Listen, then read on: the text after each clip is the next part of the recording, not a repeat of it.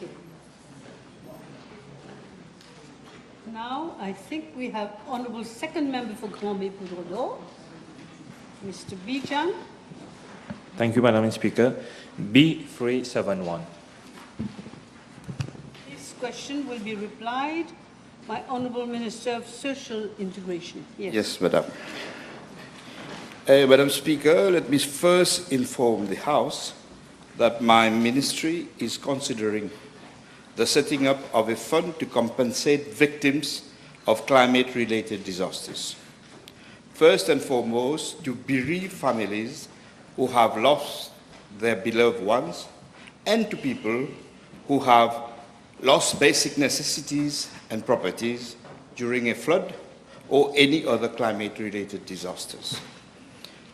Madam Speaker, this government, conscious of the deepening of the impact of the climate crisis on our people, made an electoral pledge in the PT, MMM, and the REA electoral agreement to set up a permanent compensation system for reparation to victims. Contrary to the previous government, we do not intend to address this issue on an ad hoc piecemeal basis. As soon as the mechanism and the financing of such a compensation scheme be discussed and finalized within government, we will be in a position to specify the beneficiaries and its retroactive application to past victims, including those who suffered damages caused by the flash flood to the residence of Morcellement Montplaisir in Fond-du-Sac prior to November 2024. Madam Speaker, I wish to inform the House that presently, in accordance with the first schedule of the Social Aid Regulations 1984, only the following allowances are payable by government for cyclones and flood through my ministry. First, a cyclone allowance of 250 rupees per person per night spent at evacuee centers. And two, a flood allowance of 250 rupees per member of a family per day for a maximum of 3 days, subject to a police memo certifying that their premises have been flooded and their foodstuff have been damaged. Madam Speaker, in this context, I am informed that following torrential rains in year 2019 at Fond-du-Sac, the Ministry has effected payment of the above food allowance to the tune of 79,000 rupees 352 to 141 households.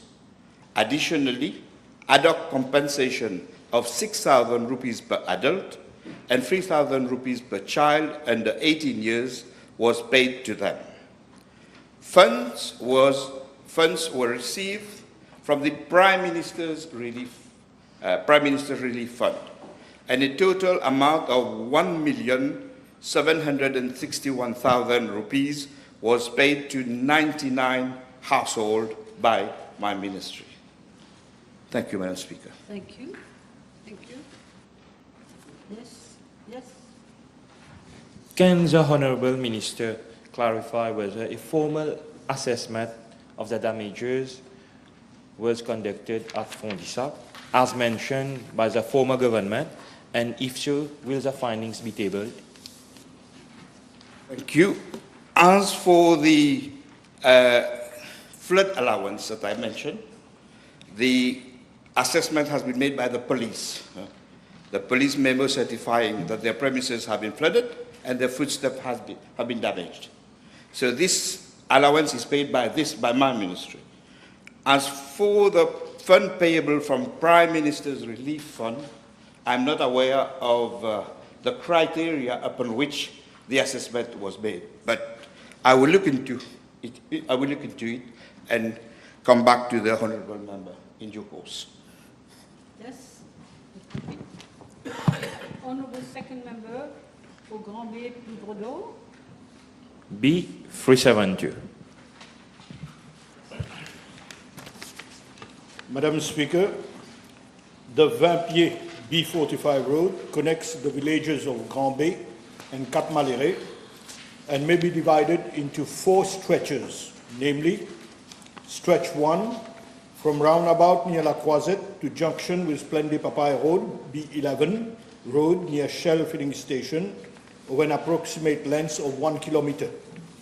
Stretch 2 from its junction with Splendid Papaye, B11 Road, to its junction with Vieux Moulin, B165 Road, over an approximate length of 1.2 kilometer. Stretch 3 from its junction with Vieux Moulin, B165 Road, to the first roundabout of Cap Malheureux bypass, over an approximate length of 2.2 kilometer, and stretch 4 from the first roundabout of Cap Malheureux bypass to its junction with the Montsoisy Cap Malheureux B13 road, over an approximate length of 1.6 kilometer.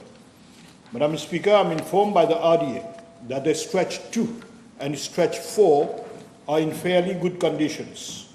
As regards other stretches of the Vapier B45 road, during the current financial year 2024-2025, the RDA will proceed with resurfacing works along stretch 3, namely from Vieux Moulin B165 road to the first roundabout of the Cap Malheureux bypass.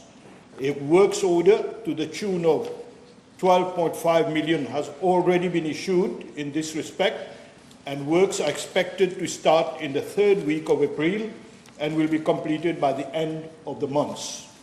Madam Speaker, I'm informed that as regards stretch 1, from La Croisette roundabout to its junction with Splendid Papaye B11 road, the presence of cracks and settlements have been noted.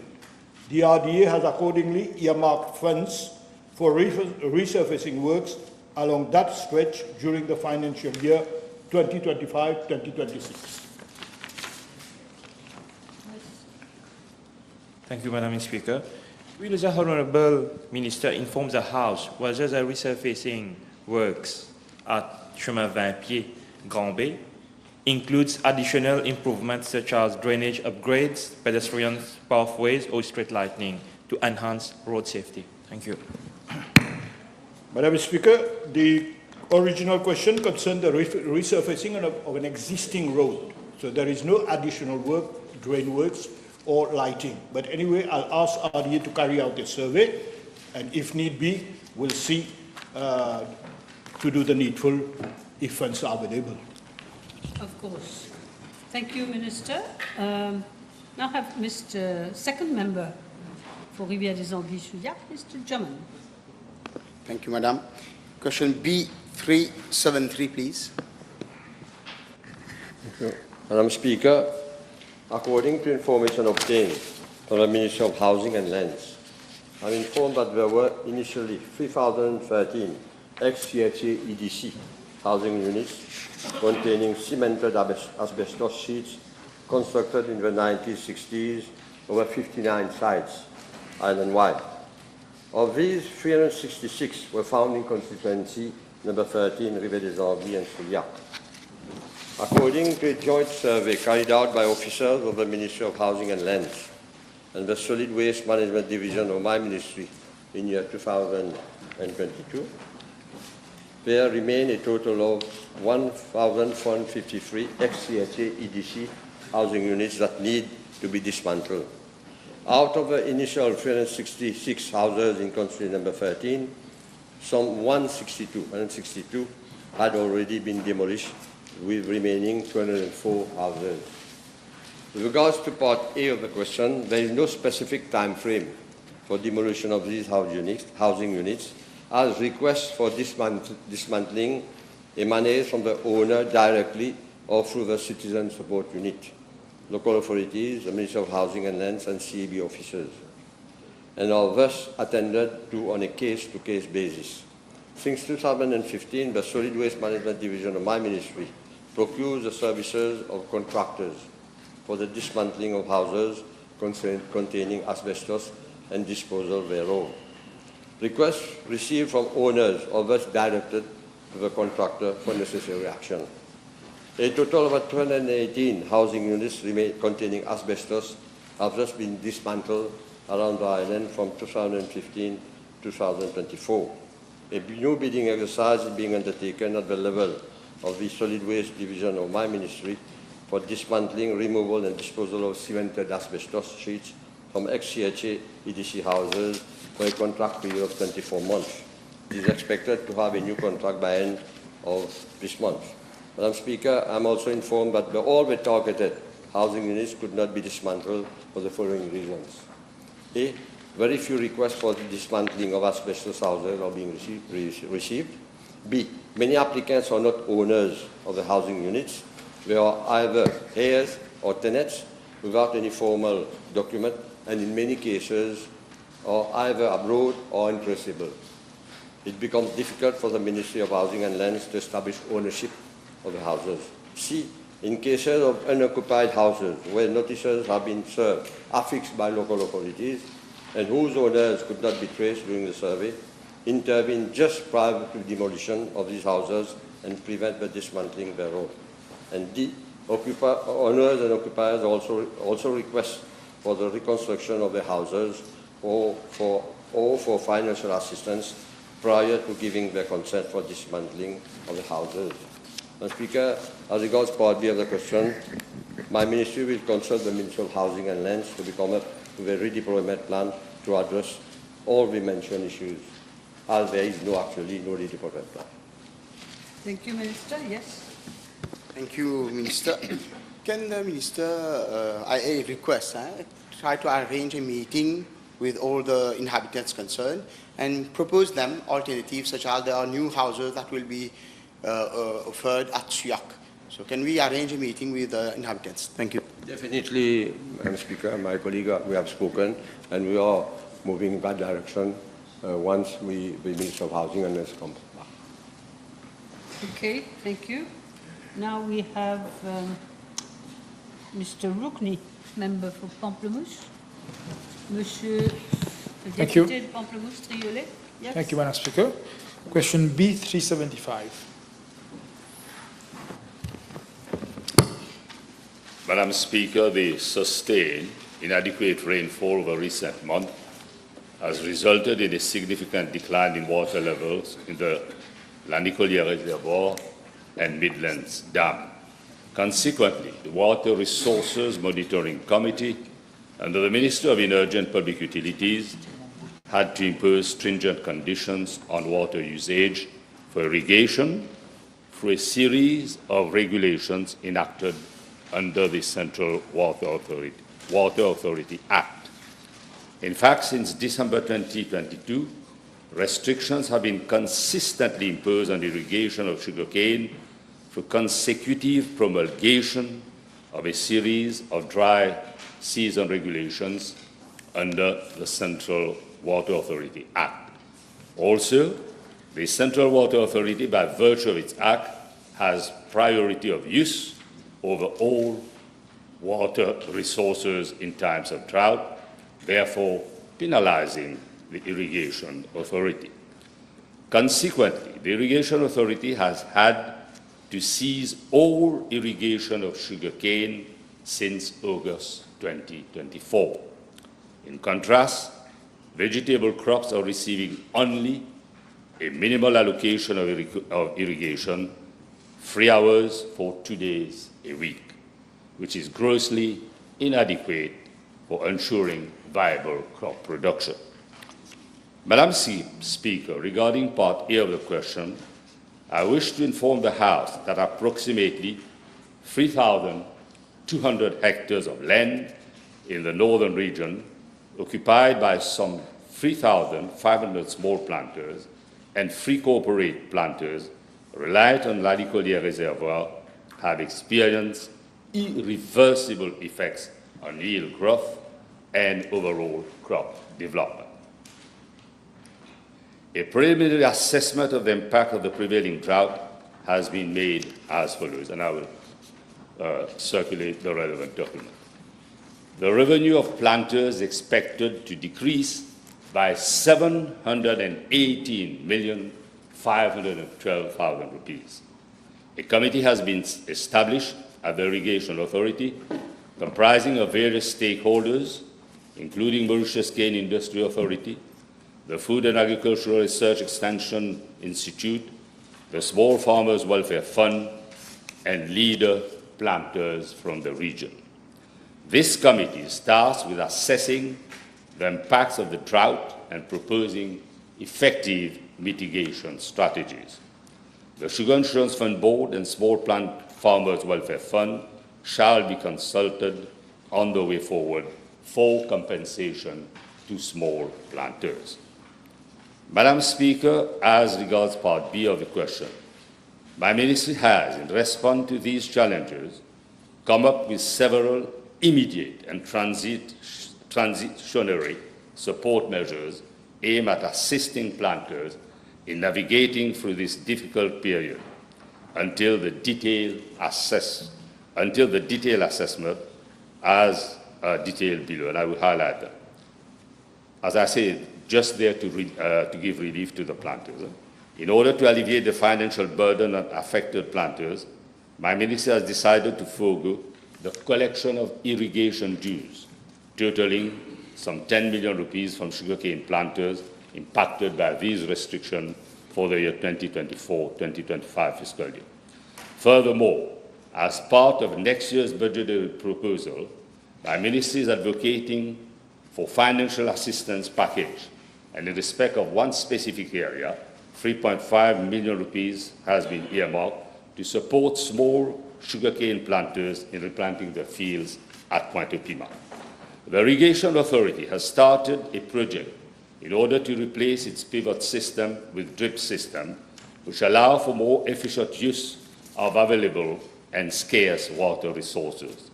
Recognizing that the cost of drip irrigation equipment poses a significant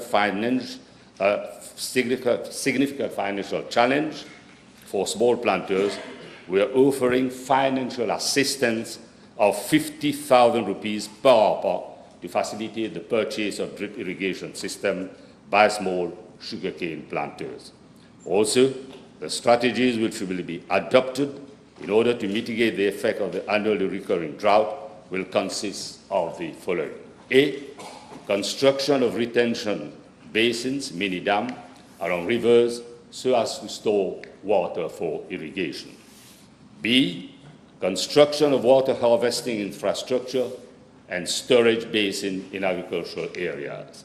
C, shifting towards more water-efficient irrigation methods, such as drip irrigation, in contrast to overhead irrigation. And if need be, we'll make use of drones to ensure that there's that there's efficient use of water and fertilizers. D, promotion of the cultivation of drought-resistant crop varieties that are better suited to our changing climatic conditions. E, training and support to planters and adoption of water-efficient and climate-smart agricultural practices. All these measures shall be discussed in detail in the forthcoming Assises de l'Agriculture. Madam Speaker, the rainfall pattern over the past years and the consequential water supply regime appear to be establishing a new normal, necessitating a comprehensive reassessment of our medium and long-term agricultural and irrigation strategies for the Northern Plain. With the collaboration of the Ministry of Energy and Public Utilities, we're exploring the development of new water resources to ensure the sustainability of our agricultural sector. Thank you, Minister. Yes, Mr. Rupi. Thank you, Madam Speaker. I gather from information provided by my Minister, Honourable Minister, that some 3,000 planters of the North have seen their revenues depleted by some 718 million rupees, which effectively means they have been asphyxiated, and which also means that it will cause them significant difficulty to restart their activities once we have adequate water. Will the Minister advise if consideration will be given to compensate these planters in order to allow them to put food on our tables? Thank you. They're already being given accompanying measures, but I grant you it's a tough situation due to the vagaries of climatic conditions, but in the light of ongoing discussion, ongoing pre-budgetary discussion, you can rest assured we'll do our level best to respond to the needs of this afflicting community. Thank you, Minister. Your next question. Thank you, Madam Speaker. Question B376.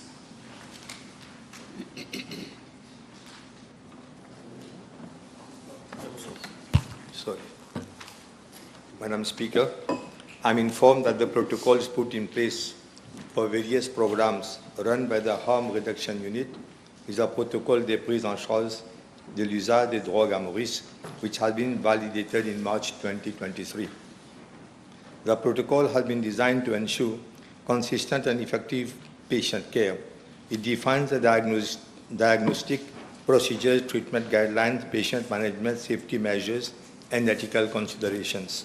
These relate to drug users who consume illicit substances, including heroin, synthetic drugs, cannabis, and cocaine. The medical treatment of heroin addiction typically involves a combination of medication-assisted treatment, MAT. It uses medications to alleviate withdrawal symptoms, reduce cravings, and prevent relapse. The most common medication used include methadone, buprenorphine, naltrexone, and naloxone. Synthetic drugs, also known as new psychoactive substances, NPS, or a diverse and rapidly changing group of substances. This makes it difficult to develop specific medications to counteract their effects. The effects of synthetic drugs can be unpredictable and vary widely depending on the specific substance and the individual using it. There are generally no specific medications to reverse the effects of most synthetic drugs. Treatment focuses on managing the acute symptoms such as agitation, psychosis, and seizures. Cocaine is a highly addictive stimulant, and there are currently no FDA-approved medications specifically for cocaine addiction. While cannabis is often considered less addictive than other substances, chronic use can lead to cannabis use disorder. There are currently no FDA-approved medications specifically for cannabis addiction. It is essential to address that any co-occurring mental health disorders can significantly impact substance use. The protocol focuses on the psychosocial support and rehabilitation aspect for people who use drugs. These constitute vital components of effective drug addiction. Drug addiction is not simply a physical dependence. It is a complex condition that affects an individual's brain chemistry, emotional well-being, social relationship, and overall life functioning. Therefore, treatment must address all these factors, not just the physical aspect of withdrawal. Madam Speaker, with regard to Part B of the question, I'm informed that the amount of funds spent over the past 3 years for methadone substitution therapy program is around 165 million rupees. From end of 2021 to May 2022, the National Audit Office conducted a performance audit on enhancing the effectiveness of intervention related to drug demand and harm reduction. The NAO also carried out a performance audit at the levels of National Drug Secretariat, Ministry of Health and Wellness, and other stakeholders, including non-governmental organizations involved in the fight against drug use. The audit focused mainly on the following: adequacy and effectiveness of drug use prevention activities, 2, adequacy and effectiveness of drug use disorder treatment, rehabilitation, and social integration activities, and adequate coverage and effectiveness of harm reduction intervention. The recommendations of the NAO are being implemented by the Harm Reduction Unit.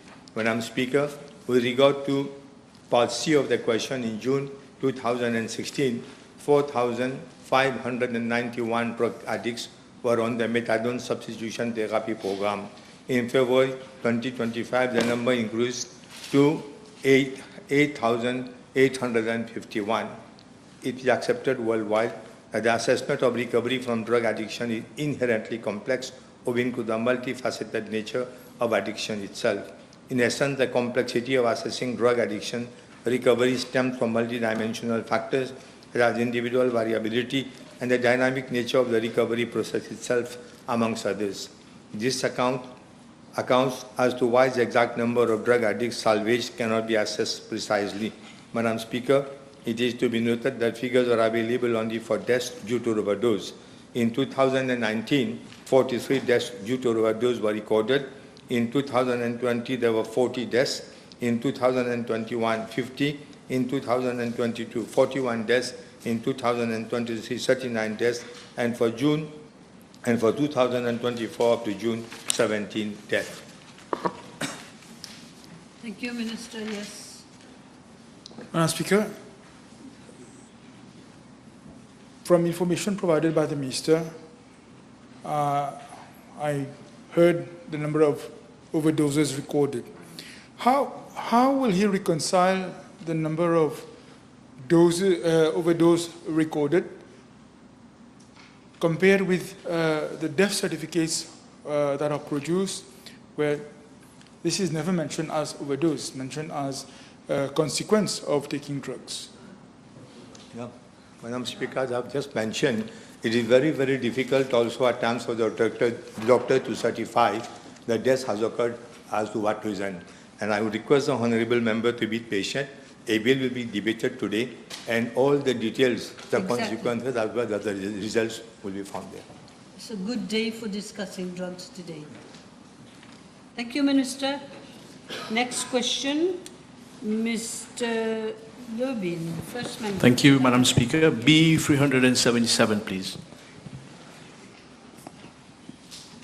Madam Speaker, I'm informed that the offer of appointment to the grade of Headmaster in a temporary capacity for a period of 6 months was made to 260 officers in 8 different batches, starting on 16th December 2019. These concern the appointment of officers to the grade of Headmaster only, and they could not be appointed in a substantive capacity on completion of their 6-month temporary period, as 4 appeals were lodged before the Public Bodies Appeal Tribunal against the decision of the Public Service Commission regarding the appointment. You may wish to note that on 7th July, 14th and 19th December 2022, my ministry was informed that the tribunal had given its ruling whereby the 4 appeals lodged were all set aside on 8th June, 3rd and 11th November 2022. Madam Speaker, subsequent to consultation with the then Ministry of Public Service, Administrative and Institutional Reforms, my ministry was informed that the matter was not referred to the high-powered committee per se, but was rather dealt with in accordance with prevailing policies applicable in the public service and a precedent decision taken by the high-powered committee in a similar case. On 21st December 2021, the then Ministry of Public Service, Administrative and Institutional Reforms issued Circular Note 66 of 2021. Madam Speaker, I am tabling a copy of the Circular Note number 66 of 2021 containing the recommendations of the high-powered committee on precedent cases. It must be highlighted that the Circular Note makes reference to one main recommendation made by the high-powered committee at its meeting of 15th November 2021, whereby the retiring benefits of officers appointed in a temporary capacity and who have retired since 1st January 2016, that is the implementation date of PRB Report 2016, on attaining the compulsory age limit, and whose cases are still pending before the PBAT or Supreme Court, be calculated on the salary they would have drawn had they been appointed in a substantive capacity in the higher grade at the time of retirement, provided they have served for at least 2 years in the temporary capacity. However, following representations from aggrieved headmasters who had not been paid their retiring benefits, the then Ministry of Public Service, Administrative and Institutional Reforms was consulted anew on the duration of their temporary appointment, that is, whether it should be 6 months or 2 years.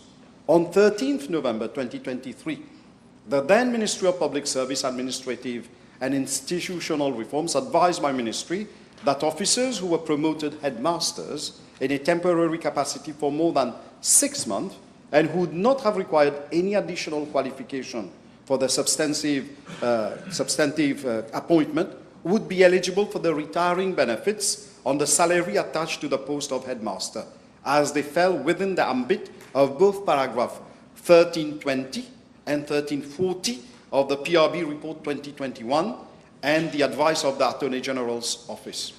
My ministry acted on that basis, and 56 out of 68 headmasters who were eligible for payment of gratuity and pension benefits have already been paid.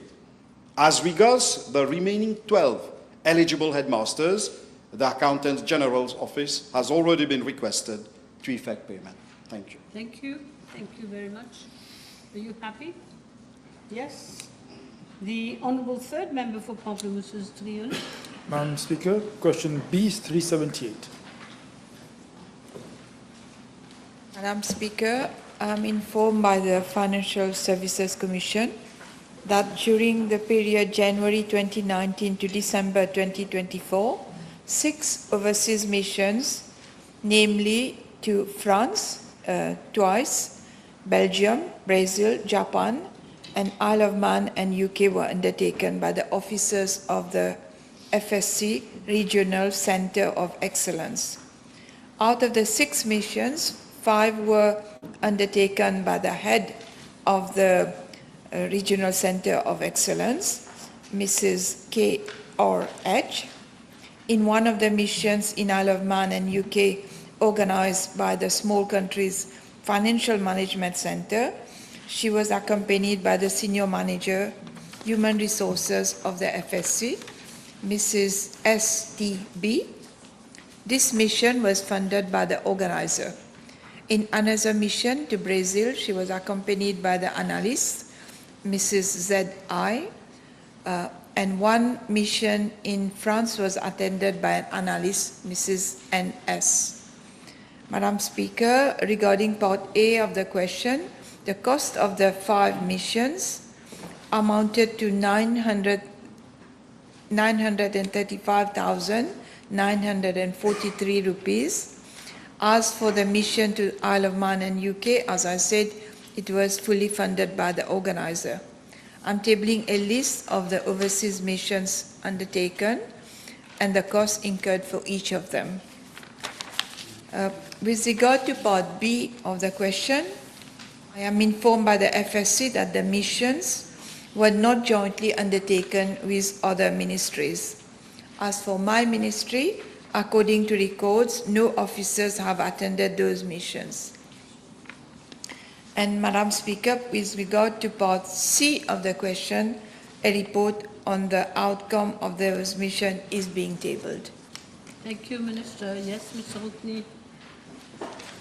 Could the Minister therefore confirm that the head of the RC did not accompany the former Minister of Finance on any of these missions?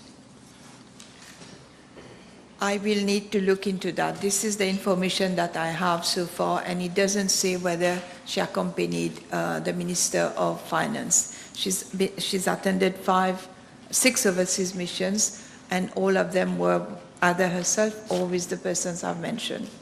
This is the information I've been given by the FSC. You let us know. Thank you. In due course. Yes. The Honourable Minister, please inform the House whether the per diem of the head of the RC was generously increased beyond the rates applicable to the FSC staff upon the special request of the former CEO of the FSC. Thank you. I do not have that specific information at this point in time, but I will look for it, Madam Speaker. It looks as if you will have to look for quite a lot, from what I can see. Okay, members, are you happy for the moment? No. You're not happy? No. How can we make you happy? Honestly. Let's wait for the Minister to come with more information in due course. I will table that information, Madam Speaker. Don't be in a rush to be happy. Okay, where are we now? Second member for Rivière-des-Anguilles, yes? Madam, question B 379, please.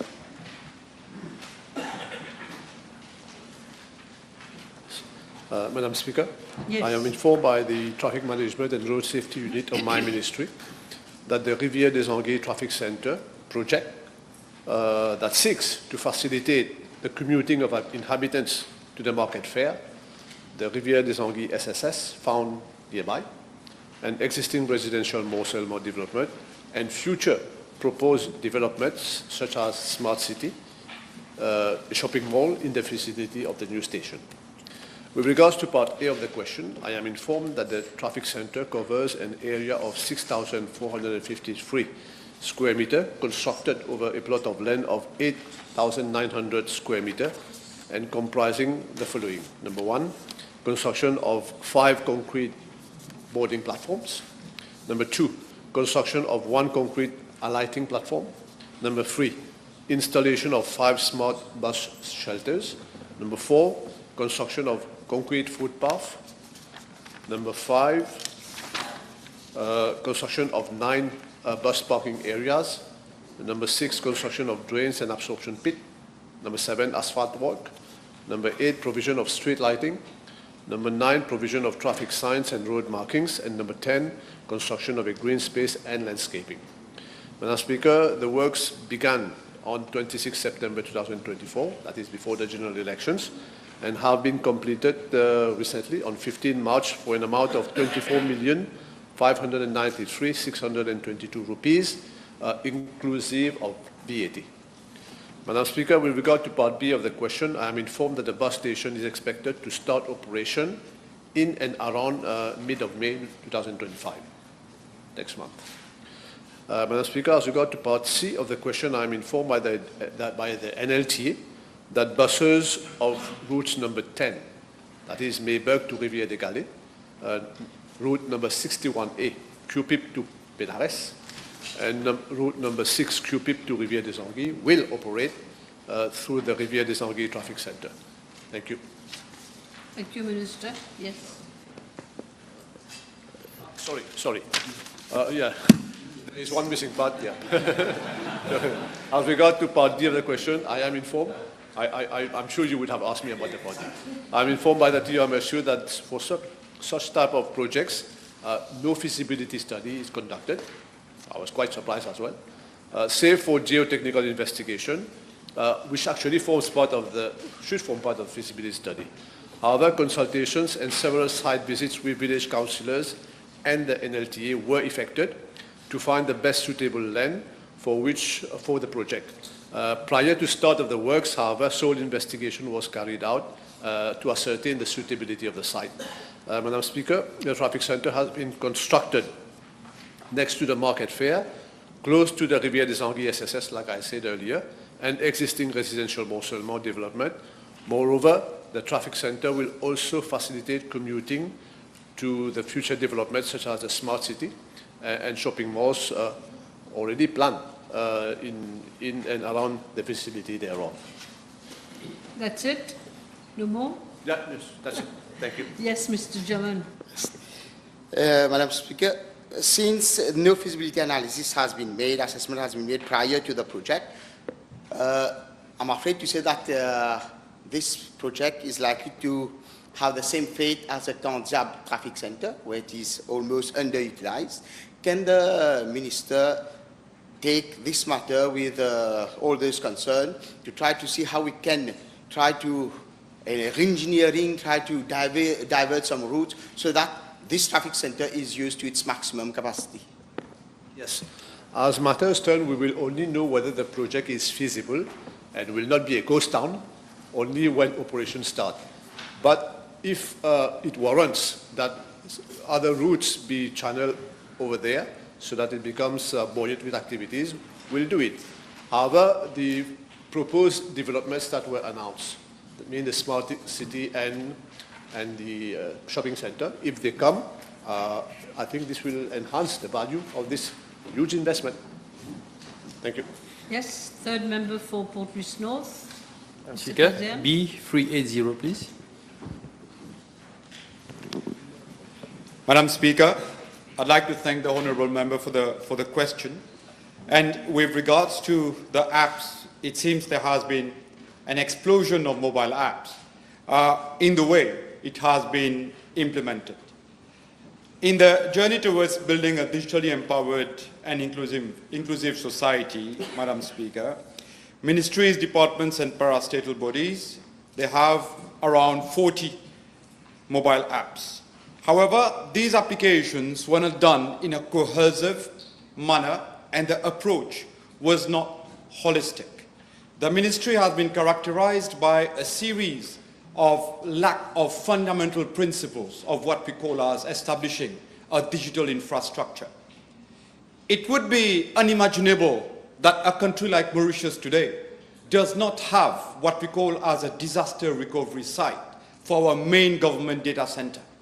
Madam Speaker, this implies that should the Atal Bihari Vajpayee building catch fire and the servers be down, all government services, including the parliamentary services, would not be available to the public. And this, to me, is really a crime when it comes to what this public expects us to do when we sit in this parliament.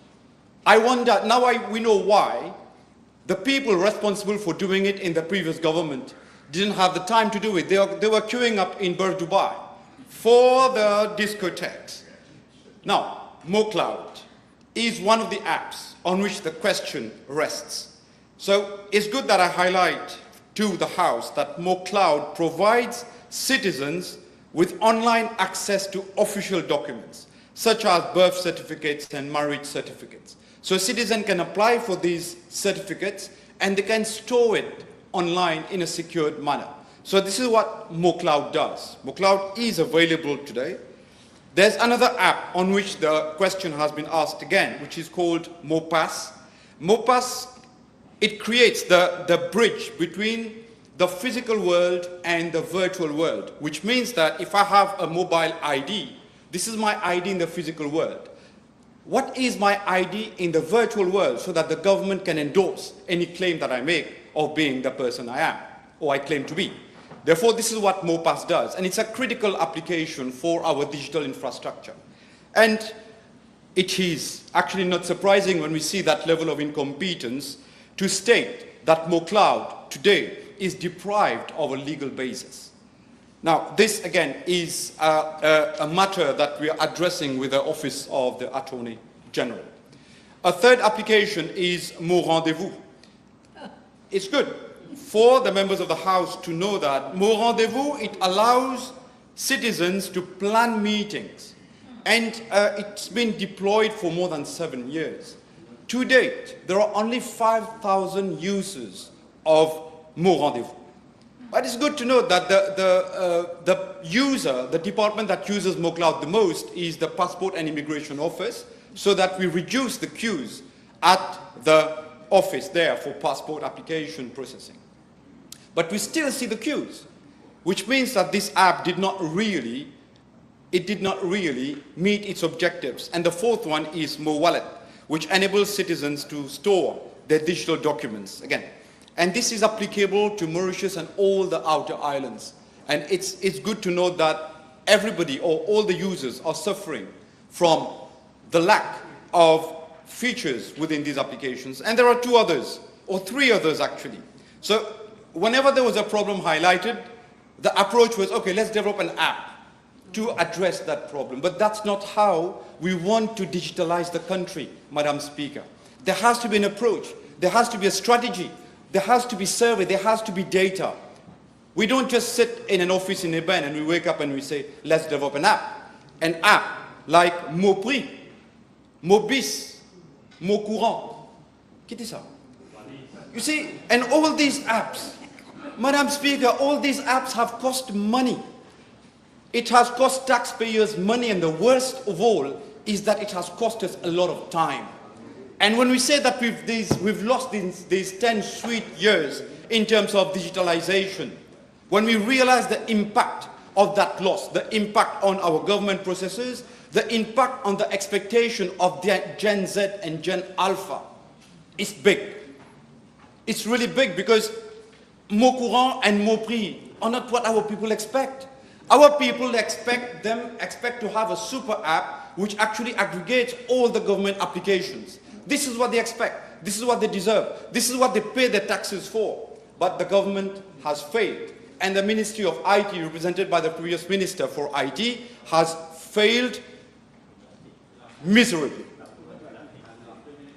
éclaté, some people say. Madam Speaker, there has been a low uptake of those juices, and interestingly, it is a well-known fact that we can't manage what we don't measure.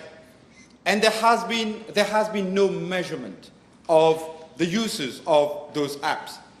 The user-friendliness of those apps actually tell that the apps were not really friendly to users. They were like an enemy to users, like don't use me.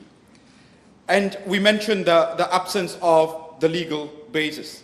Madam Speaker, in the forthcoming blueprint for the ICT sector, priority has been set to actually rationalize all these applications into a single one so that it becomes a single window for all citizens for ease of access.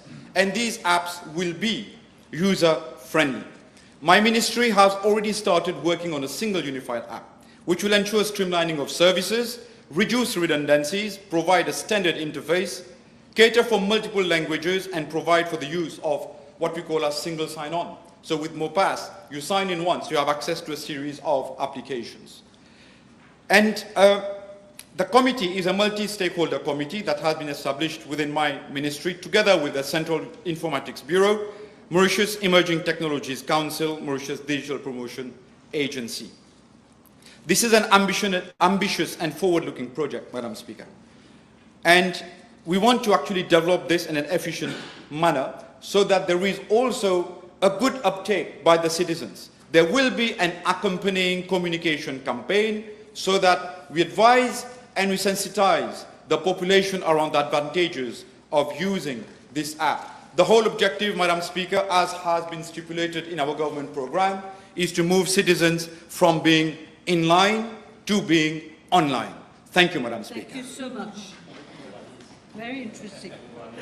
Yes, Mr. Kazen, you're okay with that? Good. So now we go. Miss Antil. B 382. Merci.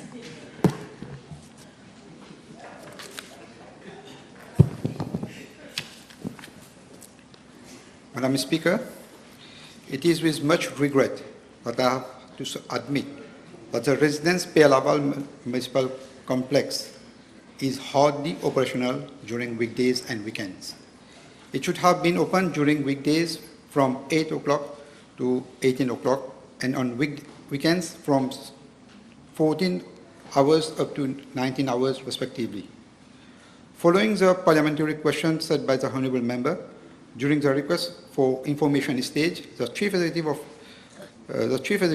the Municipality of Catbone informed that the complex was operational during weekdays and weekends, and it had all the amenities that facilitated the organization of leisure activities for the citizens of the surrounding localities.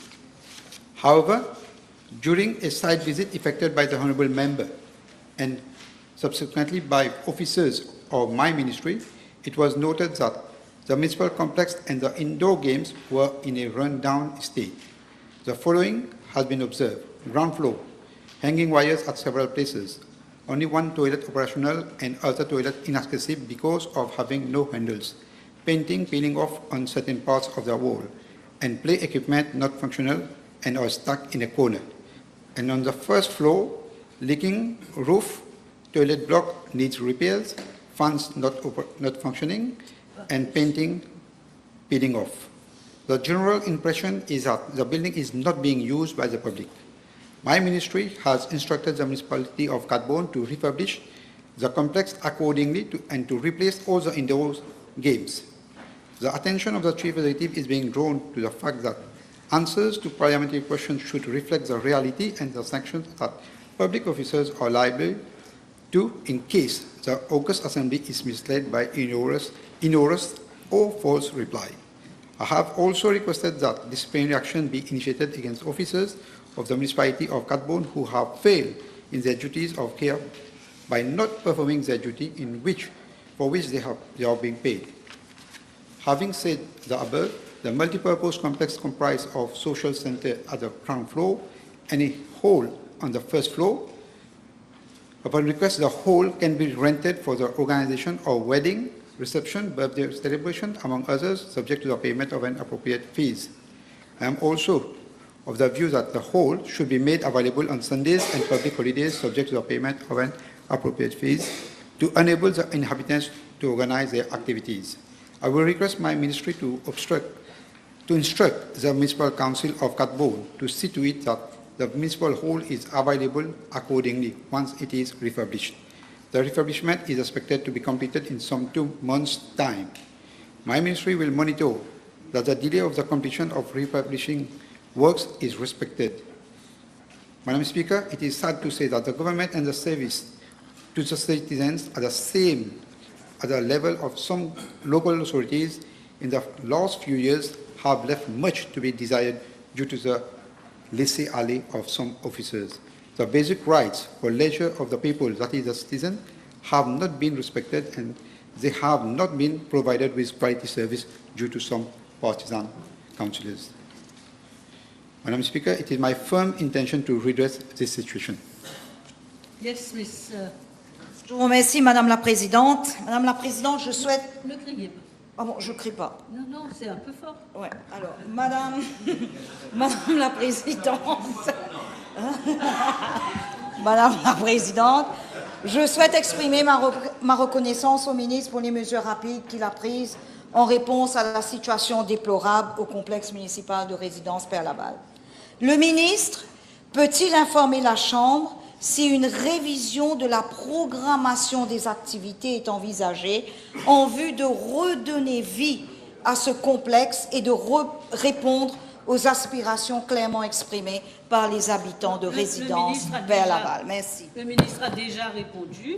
Puis il y a des élections municipales avec, j'espère, des nouveaux élus qui vont aussi, j'espère, faire leur travail. Je ne pense pas que le ministre peut répondre plus là. Je passe à la nouvelle question.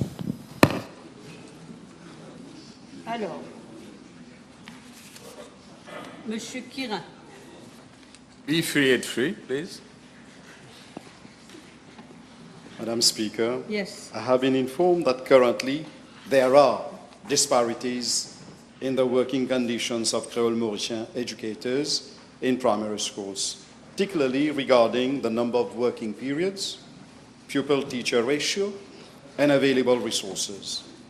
In terms of working periods, Creole Mauritian educators, like those teaching Asian languages, are required to work up to 58 periods per week, ensuring that there is no disparity in this regard. Regarding the pupil-teacher ratio, the standard class size is set at 40 pupils. However, depending on the region and the number of pupils enrolled in KM, the ratio can range from 1:1 to 1:47 per class. If the ratio exceeds 30, additional support is provided by either another Creole Mauritian educator or a supply teacher to ensure that the teaching environment remains conducive to quality education. Measures to address the situation, Madam Speaker, the recruitment of additional educators is underway, including the 51 trainees recruited in 2022, of whom 18 have successfully completed their training at the MIE. Further, 31 more trainees were recruited in 2024 and are expected to complete their training by 2026. Additionally, supply Creole Mauritian teachers will be engaged for the year 2025, and recruitment procedures for these teachers will commence shortly. With the recent constitution of the PSC board, my ministry is committed to ensuring that the set norms and standards are complied with through ongoing recruitment and the mobilisation of supply teachers in the future. Thank you. Thank you. Mr. Kiran. Merci, Madame la Présidente. Bien que le créole mauricien ait été introduit dans les écoles primaires depuis 2012, aucun deputy head teacher ni inspecteur d'école spécialisé en créole mauricien n'a encore été nommé pour assurer un encadrement pédagogique approprié. À quand, Monsieur le Ministre, pouvons-nous nous attendre à un changement dans le bon sens? Madam Speaker, that is why we have this change. This has not been happening, rightly said by the honourable member, and this is something we are going to address. Whatever was not done properly by the previous government, we are here in order to address that issue. Madame la Présidente. Contrairement, je pense que l'honorable ministre a dû l'affirmer dans sa réponse initiale, contrairement aux enseignants de General Purpose, d'informatique ou de langue asiatique, les enseignants de créole mauricien ne disposent pas, dans certaines écoles, de salles dédiées pour l'enseignement. Donc cela paraît comme une discrimination. Et que compte faire justement l'honorable ministre pour y remédier? Definitely, this also will have to be addressed because we do not want any streak of discrimination to exist in whatsoever school. Honourable Member. Thank you, Madam. Would be unconstitutional. Thank you, Minister. Honourable First Member for La Caverne Phoenix. Mr. Thank you, Madam Speaker. B384, please. Honourable Minister of Industry will be replying to this question. Yes, thank you, Madam Speaker. I would like to thank the Honourable Member for this PQ. This will give me the opportunity to shed some light on AGOA and the issue of US reciprocal tariff. Madam Speaker, with regard to Part A of the question, I wish to inform the House that African Growth and Opportunity Act, AGOA, which became effective in May 2000, has been a lifeline for our industry operators to make inroads into the US market through duty-free and quota-free access for some 6,400 product lines. I wish to remind the House that the initial discussions on the Mauritian side around the establishment of AGOA were held in the late 1990s under the leadership of Dr. Navin Chandra Ramgoolam, our current Prime Minister. The AGOA was last renewed in 2015 for a period of 10 years and is therefore due to expire in September 2025. I am informed that prior to its expiry, government authorities took the necessary steps to initiate discussions with the US counterparts to forcefully lobby for an early renewal of AGOA in an endeavor for our exporters to have more visibility on the US market. There was a general indication that AGOA was set to be renewed for an additional 16 period up to 2041, following the AGOA Renewal and Improvement Bill that was introduced in the US Senate in April 2024. As the House is aware, on the 2nd April 2025, the US President came forward with an executive order to impose a reciprocal tariff of 40% on imports from Mauritius. I wish to inform the House that on the 7th April 2025, the Prime Minister chaired a meeting in the presence of the Minister of Foreign Affairs, myself as Minister of Industry, and the Junior Minister of Finance, also the Acting Financial Secretary, the economic advisors at the Prime Minister's office to take stock of the situation and decide on the way forward. Thereafter, on 8th April 2025, the Prime Minister made a statement in the House whereby he highlighted the importance of AGOA for Mauritius and the impact on the reciprocal tariff on our export. He also outlined the course of action that would be followed by Mauritius to safeguard the interests of the export manufacturing industry.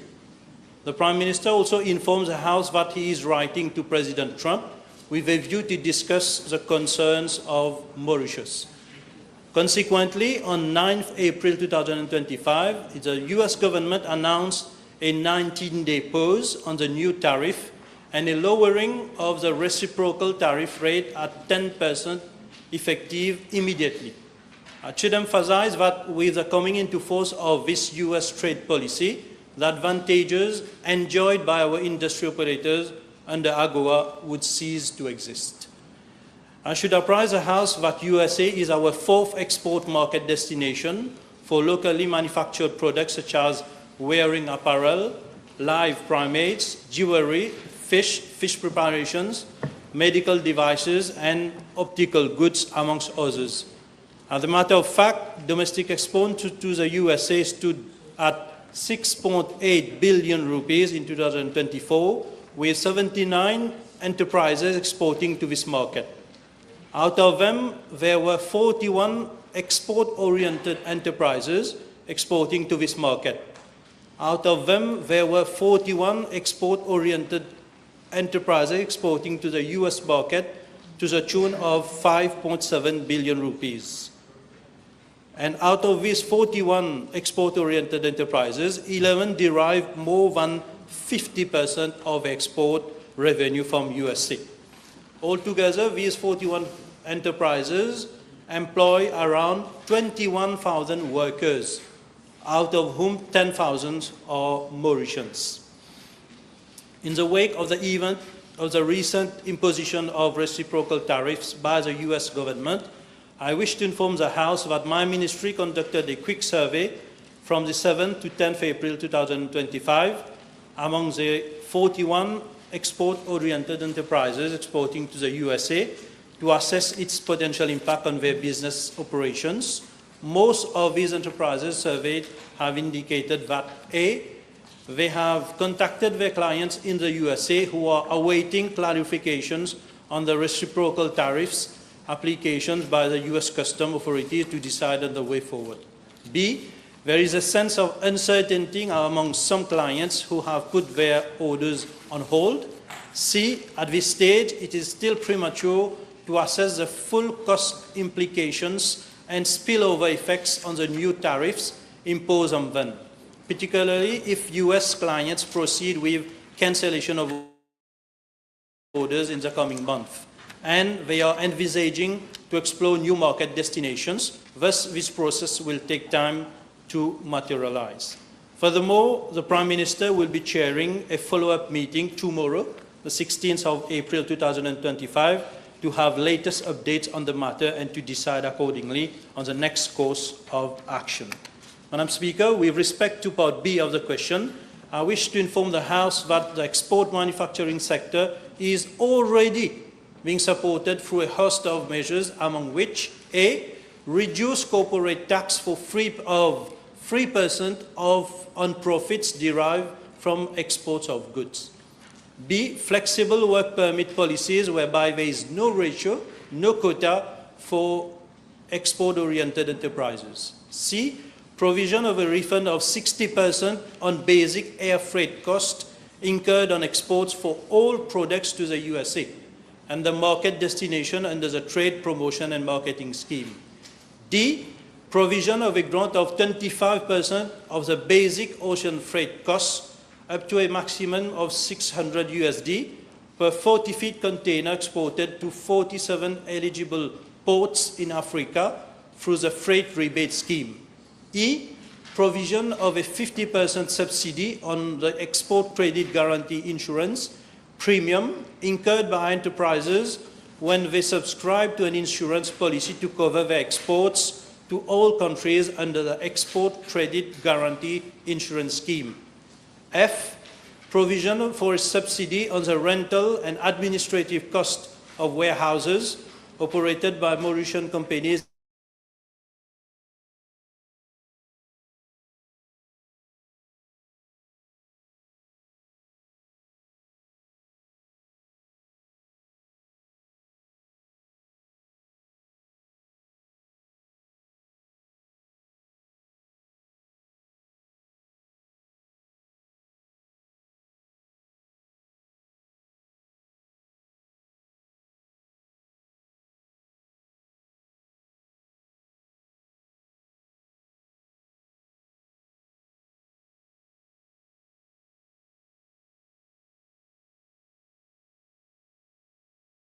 trade agreements have opened up the gateway for a more diversified market base.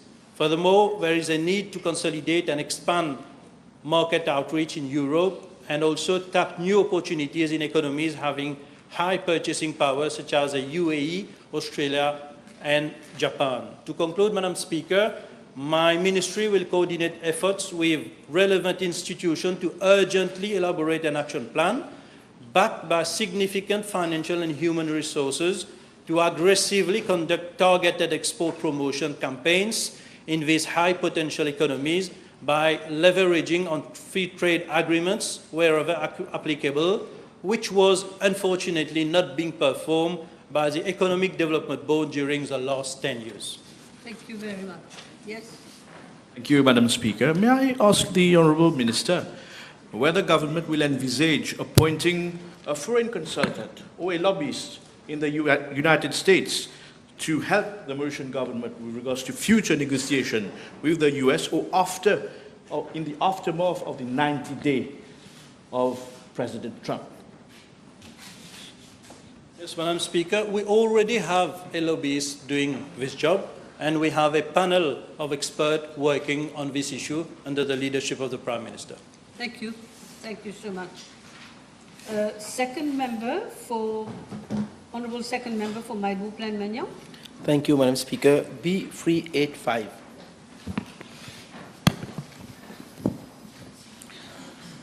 Madam Speaker, can I table this PQ? It's too long. Yes.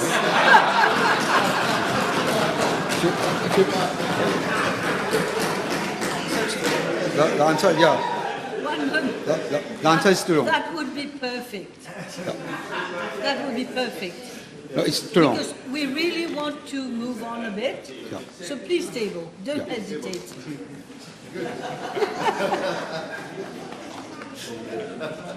Okay, Mr. Apollon, is that all right? Can we deal with this? It's okay. Then we will come back. No problem. Got plenty of time.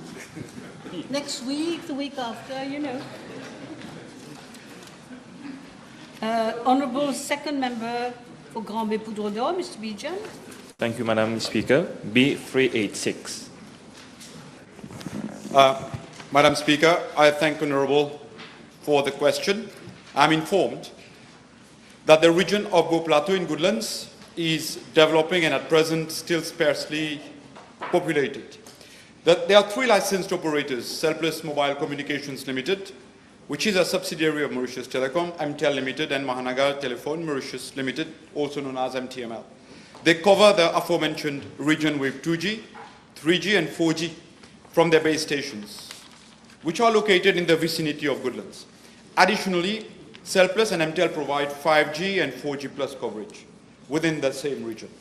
MTL and MTML have indicated that they have not received any complaints from the inhabitants and the users within that region. However, Selpless Mobile Communications Limited has confirmed that it has received 2 complaints from the same customer, one on the 2nd of July 2024 and another on the 21st of March 2025. Accordingly, and taking into consideration residential density and subject to necessary approvals from the relevant authorities, Selpless will proceed to identify an appropriate location for a mobile site.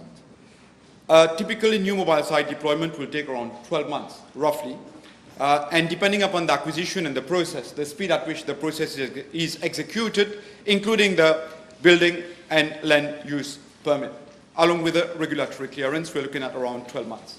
Madam Speaker, I would also like to add that, and in relation also to the PQ referenced B221, during the sitting of 25th of March, I informed the House that the Information and Communication Technologies Authority, ICTA, is currently implementing, in collaboration with a French network testing solution provider, NPERV, a quality of service measurement application that will allow any subscriber to test its internet service subscription and to report the results to the ICTA through the mobile application.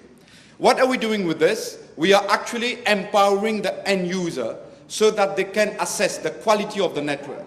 And in case they face difficulties, they can, with evidence that is revealed out of the mobile app, to send their request to the ICTA, and ultimately ICTA will communicate with the service provider. Madam Speaker, thank you.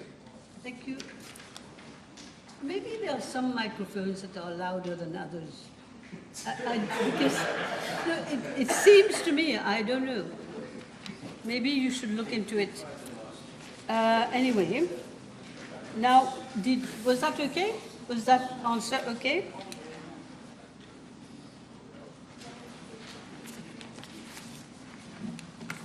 Il y a beaucoup qui ont été withdrawn là.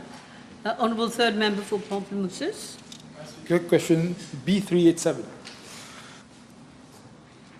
Madam Speaker, with regards to part A of the question, I am informed by the FSC that the Regional Center of Excellence was established in March 2019 following an MOU signed between the Government of Mauritius and the OECD in September 2018.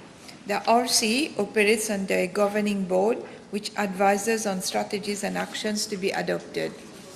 The objectives and mandate of the RCE are, firstly, to deliver capacity building programs aimed primarily at the financial services, regulators, and law enforcement agencies from the Southern and Eastern African region. Secondly, research topical areas relevant to financial services and financial malpractices for the regional market. And thirdly, advise on minimum standards as regards best practices, guidelines, and principles that must be introduced at the regional level.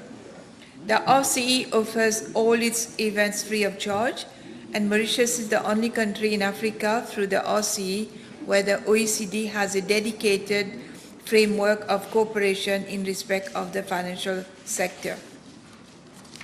Madam Speaker, with regard to part B of the question, I am informed by the FSC that the RCE has, as to date, carried out the following activities in accordance with its objectives.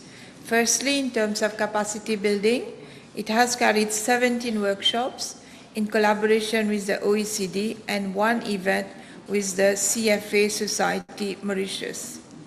From November 2020 to June 2024, some 6,530 participants from approximately 113 countries have been trained. In terms of trainers, 111 trainers delivered virtually and 81 trainers provided training in person. With regard to the second objective of research and advice on policy, on the basis of the workshops carried out, information gathered and research carried out, 4 publications have been issued in relation to the events hosted by the RCE. Firstly, the blockchain adoption in Africa trends in market activity and policy development. Secondly, open finance in Africa and open banking in sub-Saharan Africa. Thirdly, fintech lending in sub-Saharan Africa. And finally, sustainable finance trends and development in Africa. Madam Speaker, with regard to part C of the question, I am informed by the FSC that the annual expenditure of the RCE amounted to 8,691,146 rupees and 6,007,019,505 rupees for the years 2023 and 2024 respectively. And these were co-financed by the FSC and the Bank of Mauritius at 50% each. This excludes grant agreements signed with the OECD, and the amount, I am told, cannot be diverged as it is part of a grant agreement between the OECD and the FSC. Madam Speaker, with regard to part C of the question, as regard the RCE operates under strategic oversight of its governing board, which reviews and approves its activities and associated costs. I'm also informed by the FSC that the RCE's budget is subject to a 2-tier approval, namely by the RCE Governing Board and subsequently by the FSC Board, thus ensuring accountability. It is also important to note that the OECD has a strict budget reporting regime, internal controls and accountability mechanism which are applicable to its financial management structure and system, and ensure that the expenditure of public funds is transparent and represents value for money. Madam Speaker, with regard to part E of the question, I am informed by the FSC that the MOU between the Government of Mauritius and OECD was signed in September 2018 for an initial duration of 2 years, and thereafter it has been extended in October 2020 for a duration of 5 years ending September 2025. Thank you. Thank you, Minister. Mr. Hosni, yes? Madam Speaker, could the Minister please confirm that the transparency requiring OECD is now requiring secrecy about the grant given to FSC? It's the other way around, I think. If I'm not mistaken, grant given by OECD to FSC or the other way around? OECD to FSC. FSC, okay. So the grant is provided by the OECD to FSC through to finance partly the operation of the research center. But I have been told, I need to get legal advice, that I have been told that legally we are not allowed to disclose the amount. Of the grant agreement? Yes. Okay. Yes? Could the Minister advise if 17 workshops over the last 6 years could be considered as meeting the objectives of the RC? I will need to come back on that, Madam. It's a judgment that we will have to do on whether, you know, those sessions that have been held, whether they meet the objective. It's a judgment that we'll have to. Of course. Yes, Mr. Rontnia, that's enough. You're happy this time? You're happy this time? Okay. Now, Mr. Kazan, Honourable Third Member for Port-Louis North, yes? Yes, B388, please.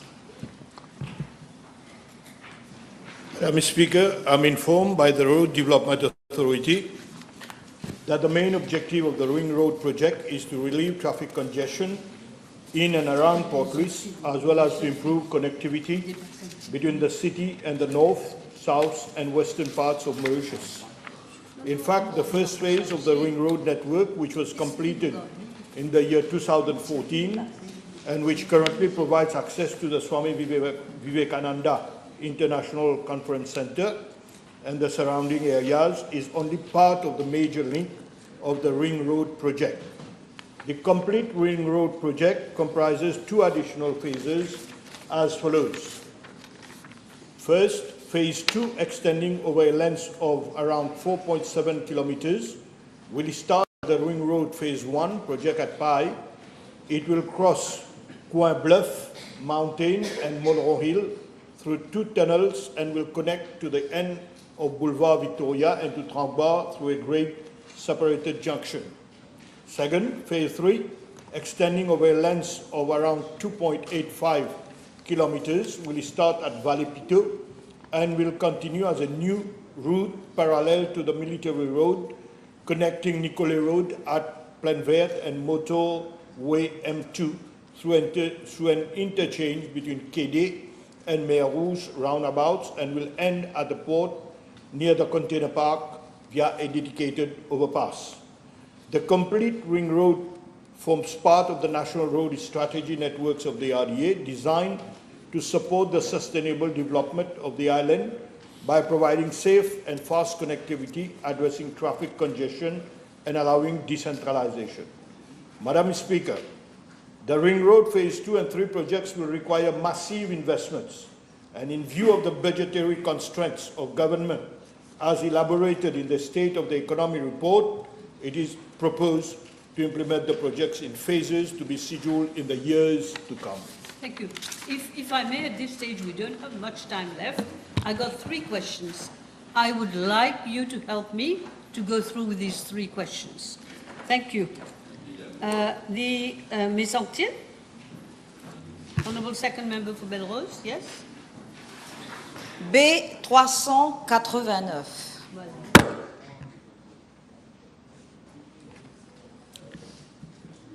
Madam Speaker, a request for funds for an amount of 553,882,752 rupees was made to the Ministry of Finance for financial year 2024-2025. This amount was calculated on the basis of forecasted expenditure and forecasted revenue to be generated, including contributions from Council's own funds and probably efficiency gain. However, I am informed that for the financial year 2024-2025, the Municipal Council of Catabon was provided with a grant in aid of 344 million rupees only. As of 10th April 2025, it has generated a revenue of 110,644,246 million rupees to date, and the total revenue available to the Council is then at 454,644,246 rupees. It is noted that the Minister of Finance anticipated that the contribution from the Council's own fund for an amount of 25 million rupees and probably efficiency gain to the tune of 44,288,770 rupees. This never materialized. Madam Speaker, the Local Authorities Governance Unit of my ministry undertake a mid-term review of all local authorities, including the Municipal Council of Catabon, in the months of December and January every year. During that exercise, the Council has informed that its revised expenditure is then at 543 million rupees, 543,458,908 rupees. In view thereof, based on actual as well as forecasted revenue and expenditures, the forecast in budget deficit would be around 89 million rupees. Madam Speaker, the deficit situation of the Municipal Council of Catabon is a reflection of what is happening in other local authorities also. The result of inadequate funding being provided by the Minister of Finance is that additional grant in aid for all local authorities have to be sought in March each year. This demonstrates a clear lack of foresight on the part of the former government, which was more concerned in dilapidating public funds for their own motives instead of addressing the real issues. Honourable members must have read now how the fund from the Mauritius Investment Corporation, that is the MIC, have been diverted to unauthorized use. Had the same fund been injected in the local authorities, many projects for the common good of the citizens could have been implemented. Madam Speaker, I wish to reassure the House that the mid-term review exercise has already been carried out and a request for additional grant in aid to the tune of 89 million rupees has been formulated in order to curtail the current budget deficit and for the good running of the Municipal Council of Catabon. Thank you, Minister. Miss?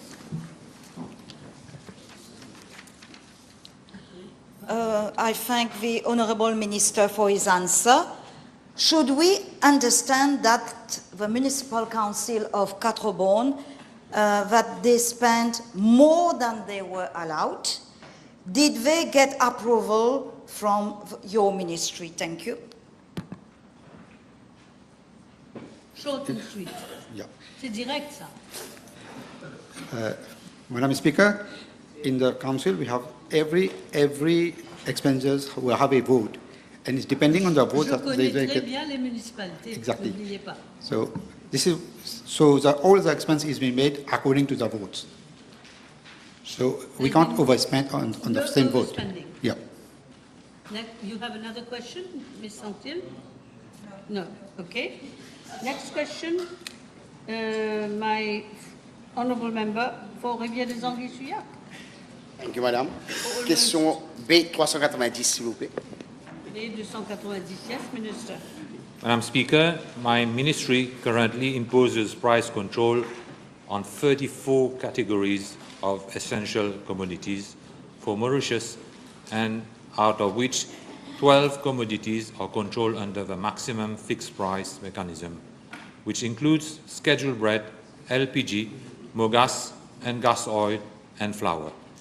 In addition, there are 22 commodities comprising of more than 24,000 products which are controlled under the maximum markup mechanism, including milk powder, breakfast cereals, infant food, edible oil, pharmaceutical products, and basmati rice. For Rodrigues, there are 22 commodities which are now under maximum markup mechanism, such as animal feed, edible oil, canned poultry, canned tuna, and cheese, among others. There are 14 commodities under maximum fixed price, including fresh fish and garlics. Moreover, my ministry is already providing relief to consumers through the provision of subsidized flour to consumers with a subsidy of 8 rupees and 4 cents per half kg. Long grain white rice with a subsidy of 8 rupees and 30 cents per half kg. And for a 12 kg LPG cylinder, a subsidy of 386 rupees and 68 cents is being granted. The government is already disbursing an estimated amount of 5 billion rupees per year for the maintenance of those subsidies in order to make the essential commodities affordable to the vulnerable household, both in Mauritius and Rodrigues. It is in fact that Mauritius is a highly import-dependent country and is highly affected to the disruption on the international markets and exposed to foreign exchange volatilities, variation in supplier prices, and changes in the freight costs. My ministry has initiated a series of actions to protect consumers against upside volatilities in prices and protect consumer interests.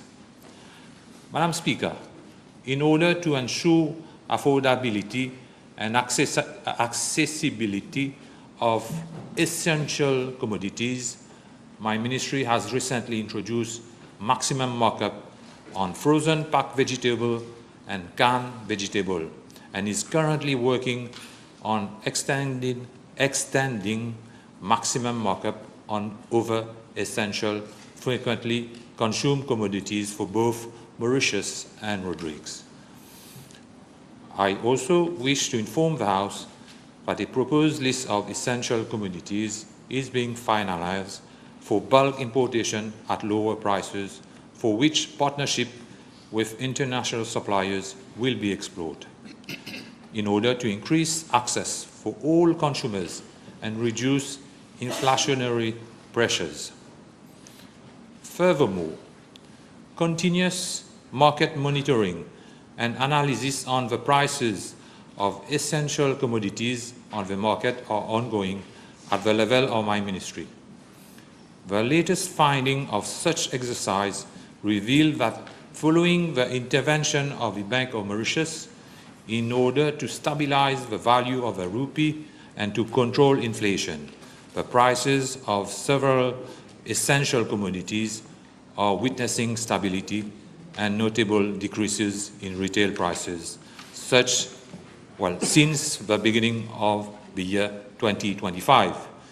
These includes products such as infant milk, baby food, processed cheese, pasta, breakfast cereal, basmati rice, canned sardines, and corn mutton. Madam Speaker, as regards to unfair practices, my ministry has inspected around 3,000 trade premises across the island since the beginning of the year, including supermarkets, shops, pharmacies, bakeries, hardware shops, trade and market fairs, among others, have issued 343 contraventions up to date. Furthermore, the Consumer Protection Fixed Penalty Notice Amendment Regulation 2025 were promulgated to strengthen the enforcement of sanctions against unfair commercial practices. Since their implementation on 31st of March 2025, a total of 31 traders have been issued fixed penalty notices in accordance with the revised fines. Madam Speaker, additionally, in line with the measures announced in the government program 2025-2029, my ministry is currently working on different legislation in order to A. Prevent any unwarranted increase in price in times of emergencies and crises, and to prevent the holding of products for sale at higher prices in the future, which is a crucial step in creating a marketplace that is not only fair but also resilient in times of uncertainty. And B. Protect consumers from unscrupulous traders who have a tendency to increase their profit margin by reducing the size or weight of a product. This will enable consumers to compare prices based on consistent units and as such empower consumers with the information they need to make informed purchasing decisions while discouraging deceptive business practices. Last, but certainly not the least, I am pleased to announce that the new Consumer Protection Bill has successfully completed its drafting stage with a view to addressing the evolving challenges in the marketplace. The bill represents a significant step forward in strengthening consumer rights and enhancing protections against unfair business practices. The bill is expected to be presented to Cabinet soon, and thereafter it will be introduced in the National Assembly. The bill represents a cornerstone of our broader consumer protection agenda, and once enacted, it will significantly enhance the confidence and security of consumers in our economy. Thank you. Thank you, Minister. Madam Sabavati. Last question. Thank you, Madam. B392. Madam Speaker, with regard to Part A, first part of the question, I have been informed that Creole Mauritian is currently being taught in 189 primary schools, comprising 143 public primary schools and 46 Roman Catholic Education Authority primary schools. To support the effective teaching of the subject, a total number of 229 educators are available. I am tabling the number of Creole Mauritian educators who are currently serving in primary schools.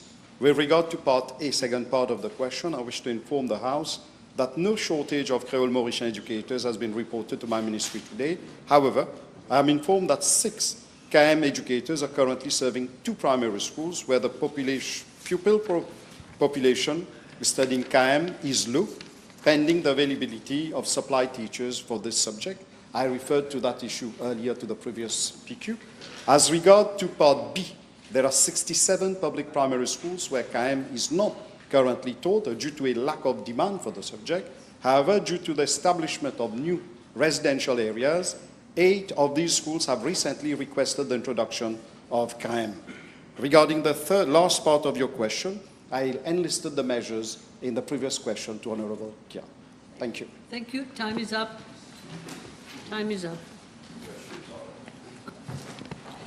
Motion. Honorable Prime Minister. Madam Speaker, I beg to move that all the business on today's order paper be exempted from the provisions of paragraph 2 of Standing Order 10.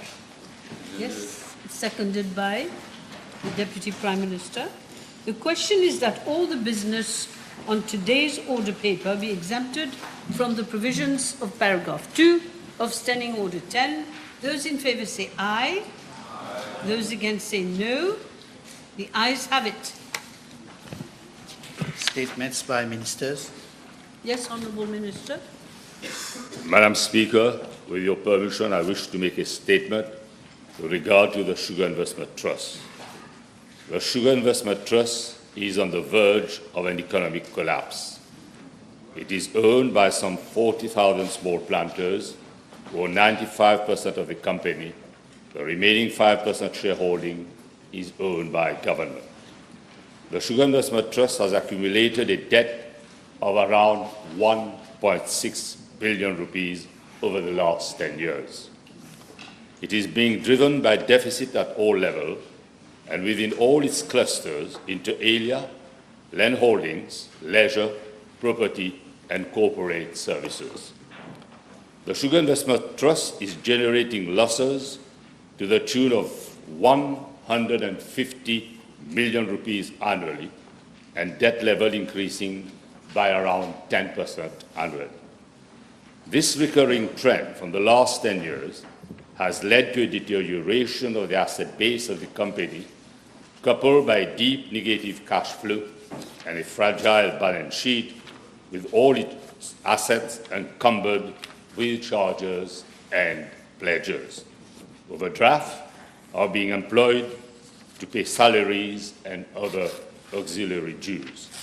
The previous management has been engaged in massive mismanagement and inaccurate reporting. The situation of the SIT is as follows. In 2014, the SIT share valuation stood at 15 rupees per share and has since been depleted of its value by more than 92%. The net asset value per share has fallen to 1.78 rupees. The SIT has pledged all remaining assets against debt. In 2014, the SIT had a land bank of 7,000 ARPA and is today left only with 2,100 ARPA. The sale of the land has been made with no benchmarking, no official valuation, and conducted in an unprofessional manner, discounted by more than 40 to 60% below market rate, normal market rates. In many instances, related party individuals, that is directors and other related entities, have engaged with the SIT to purchase these discounted lands, never settled accordingly, but continue to harvest sugarcane thereon. The proceeds of the above land sale have never been employed to repay outstanding liabilities, but rather to relaunch property projects with overstated costs and understated selling rates. According to SBM, loans of the SIT are close to reaching stage 3, that is close to entering seizure proceedings.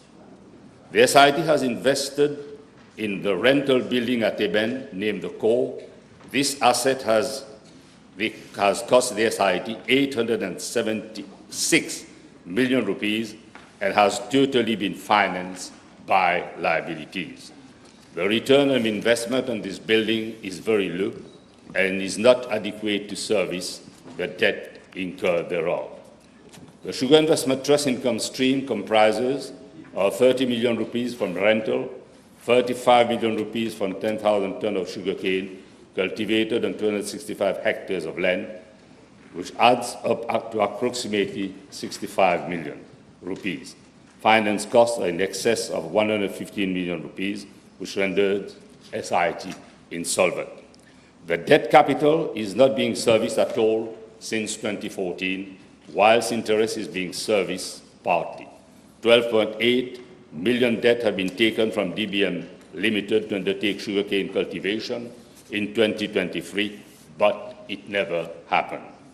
The SIT Leisure Water Park has been running on losses to the tune of 2 million rupees per month since 2015, while hefty unfinished investment have been apparently vested in this park without any feasibility plans or report. At this instance, the park is in dangerous state and requires immediate closure. 100 million rupees have been invested in 2018 without any strict plans, and further 250 million rupees have been normally vested with a loan from a bank. None of these investments can be seen at Belmar. Many contracts from service providers have expired in 2020 and have never been renewed by normal practice of tendering. The service suppliers have continued to be remunerated, often at higher than market rates, which is totally illegal. Loans undertaken and proceeds of sale of land cannot be matched against projects and cash flows. Accounts provided are totally flawed and against international financial reporting standards.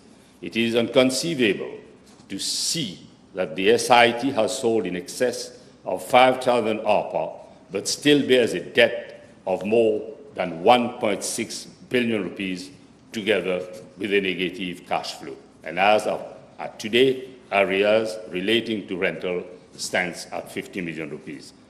Madam Speaker, a proper forensic audit is warranted, as the SIT and firms may be employed for same should the need arise or given strong suspicions of frauds and corruption. The matter may be directly referred to the Financial Crime Commission for a more in-depth forensic investigation. Meanwhile, my ministry is presently looking into the restructuration of SIT for the organization to become effective and efficient. I hope we can do it. Thank you. Public bills, first reading. Madam Speaker, I beg to move that the supplementary appropriation 2023-24, number 2, bill number 8, be read for the first time. Seconded by the Deputy Prime Minister. Yes, Prime Minister. Madam Speaker, I beg to move that the supplementary appropriation 2024-25, bill number 9, be read the first time. Seconded by the Deputy Prime Minister. Motion. Honourable Prime Minister. Yeah. Madam Speaker, I beg to move the following motion standing in my name. This Assembly is of opinion that in view of the enactment of the Finance and Audit Amendment Act of 2025 and the introduction of the performance-based budgeting, it is necessary and expedient that the Standing Orders Committee be and is hereby empowered to look into the standing orders and rules of the National Assembly 1995 presently in force. More specifically, Standing Orders 73, with a view to making recommendations for the necessary changes to be brought to the provisions relating to the procedure in connection with the appropriation bill. Yes, it is seconded by the Deputy Prime Minister. Yes, the question is that this Assembly is of the opinion that in view of the enactment of the Finance and Audit Amendment Act 2025 and the introduction of performance-based budgeting, it is necessary and expedient that the Standing Orders Committee be and is hereby empowered to look into the Standing Orders and Rules of the National Assembly 1995, presently in force, more specifically Standing Order 73, with a view to making recommendations for the necessary changes to be brought to the provisions relating to the procedure in connection with the appropriation bill. Those in favour say aye. Those against say no. The ayes have it. Honourable members, in accordance with Standing Order 69(3)(b, the matter stands referred to the Standing Orders Committee.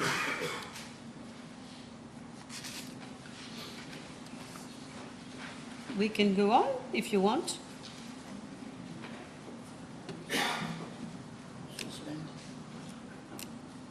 Well, if everybody wants us to go for tea, I don't mind. But I thought maybe... Up to you. It's up to you. Let's break for tea. Let's break for tea. Laissez les neurones se reposer un peu.